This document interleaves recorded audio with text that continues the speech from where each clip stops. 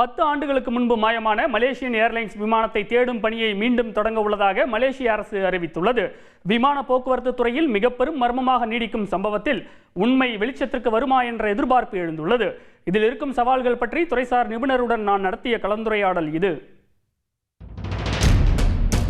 2014 March 8 நள்ளிரவு 12:41 மணிக்கு மலேசிய தலைநகர் கோலாலம்பூரிலிருந்து சீன தலைநகர் பெய்ஜிங்கிற்கு 239 பயணிகளுடன் சென்ற மலேசியன் ஏர்லைன்ஸ் விமானம் புறப்பட்ட 40 நிமிடங்களில் தாய்லாந்து கடற்பகுதிக்கு மேலே சுமார் 36,000 அடி உயரத்தில் பறந்து கொண்டிருந்த போது திடீரென கட்டுப்பாட்டு அறையுடனான தொடர்பை இழந்து மாயமானது.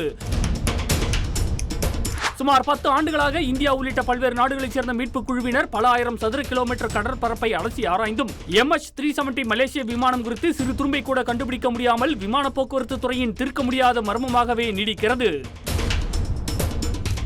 3 ஆண்டுகளாக சுமார் 1050 கோடி ரூபாய் அளவுக்கு பெரும் தொகையை செலவு செய்தும் விமானத்தை கண்டுபிடிக்க முடியாததால் கடந்த 2017ஆம் ஆண்டோடு தேடுதல் பணிகள் நிறுத்தப்பட்டன. இந்த நிலையில் மலேசிய விமானம் தொடர்பை இழந்த 2014 மார்ச் 8 அன்று ஆஸ்திரேலியாவின் கேப் லீவின் தீவில் உள்ள ஹைட்ரோகோஸ்டிக் மையத்தில் பதிவான சிக்னலை பிரிட்டனில் உள்ள கார்டிஃப் பல்கலைக்கழக ஆராய்ச்சியாளர்கள் அண்மையில் கண்டறிந்தனர். 6 வினாடிகள் கொண்ட இந்த சிக்னல் MH370 விமானம் கடலில் விழுந்து நொறுங்கும் போது ஏற்பட்ட அதிர்வுகளாக இருக்கலாம் என கார்டிஃப் விஞ்ஞானிகள் கருதுகின்றனர். மேலும் இந்த சிக்னலின் அடிப்படையில் ஆஸ்திரேலியாவின் கேப் லீவின் தீவிற்கு மேற்கே சுமார் 2000 கிலோமீட்டர் தொலைவில் உள்ள இந்திய பெருங்கடல் பகுதியில் தேடுதல் பணியை தொடங்குமாறு மலேசிய அரசுக்கு அவர்கள் பரிந்துரை செய்தனர். இந்த சூழலில் புதிய ஆதாரங்களின் அடிப்படையில் MH370 விமானத்தை தேடும் பணியை மீண்டும் தொடங்குவதாக மலேசிய அரசு தற்போது அறிவித்துள்ளது. இதற்காக அமெரிக்காவின் ஓஷன் இன்ஃபினிட்டி எனும் கடல் ஆராய்ச்சி நிறுவனத்துடன் $70 மில்லியன் அதாவது இந்திய மதிப்பில் சுமார் 560 கோடி ரூபாய்க்கு ஒப்பந்தம் மேற்கொள்ளப்பட்டுள்ளது. இதன்படி தெற்கு இந்திய பெருங்கடலின் 15,000 சதுர கிலோமீட்டர் பரப்பிலான புதிய பகுதியில் MH370 விமானத்தை தேடும் பணியை ஓஷன் இன்ஃபினிட்டி நிறுவனம் மேற்கொள்ள உள்ளது. விமானத்தின் சிதைவுகள் கண்டுபிடிக்கப்பட்டால் மட்டுமே ஓஷன் இன்ஃபினிட்டி நிறுவனத்திற்கு தொகை வழங்கப்படும் என மலேசிய போக்குவரத்து துறை அமைச்சர் ஆண்டனி லோக் தெரிவித்துள்ளார். நோ ஃபைன் நோ ஃபீ என்ற கொள்கை அடிப்படையில் விமானத்தின் சிதைவுகள் கண்டுபிடிக்கப்படும் வரை மலேசிய அரசாங்கம் ஓஷன் இன்ஃபினிட்டிக்கு எந்த கட்டணமும் செலுத்தாது. தேடும் பணி வரும் ஜனவரி மாதம் தொடங்கப்படும்.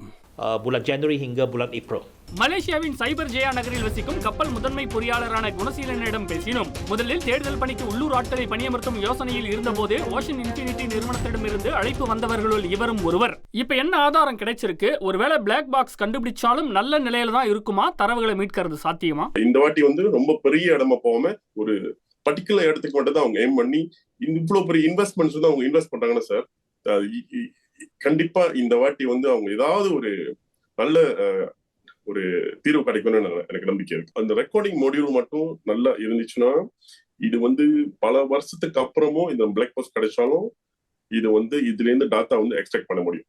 நோ ஃபைன் நோ ஃபீஸ் அப்படிங்கிற ஒரு அக்ரிமெண்ட் பேசிஸ்ல தேடுதல் பணியை தொடங்குறாங்க. ஒருவேளை எந்த பலனும் கிடைக்கலனா இது இந்த நிறுவனத்துக்கு நஷ்டம் தானே? நோ ஃபைன் நோ ஃபீ என்ன கேட்டீங்கன்னா ஒரு பெரிய லாஸ் தான். உங்களுக்கு ஏதோ கண்டுபிடிக்க முடியல, இருந்தாலும் இது ஒரு லாங் டர்ம் இன்வெஸ்ட்மெண்ட் நான் ஒரு கருதுறேன். இது ஒரு great opportunity for the company to show to the whole world. உலகத்துக்கு முழுக்க தெரிய வைக்கிறதுக்கு இந்த மாதிரி இந்த பணியில இறங்கி அவங்க வெற்றிக்காரங்களுக்கு ஒரு நல்ல ஒரு சான்ஸ் அவங்களுக்கு I would say.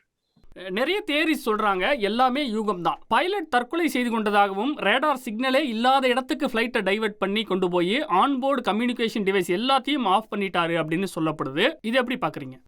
இன்னி வரைக்கும் இதெல்லாம் இந்த கேள்விக்கெல்லாம் ஒரு தீவிரமான ஒரு பதில் நமக்கு கிடைக்கல. I would say இது ஒரு ஸ்பெகுலேஷனா தான் இருக்கு இன்றைய வரைக்கும். இந்த பிளாக் பாக்ஸ் நம்ம கண்டுபிடிக்காத வரைக்கும் இந்த பாயிண்ட்லாம் ஒரு ஸ்பெகுலேஷன் தான். மாயமான மலேசிய விமானத்தில் பயணம் செய்தவர்களின் குடும்பத்தினர் உறவினர்களிடம் நினைவுகள் மட்டுமே எஞ்சியிருக்கும் நிலையில் நீடிக்கும் மர்மம் விலகுமா என்பது மிகப்பெரிய கேள்விக்குறியாகவே தொடர்கிறது. செய்திகளை உடனுக்குடன் தெரிந்து கொள்ள உடனே சப்ஸ்கிரைப் பண்ணுங்க.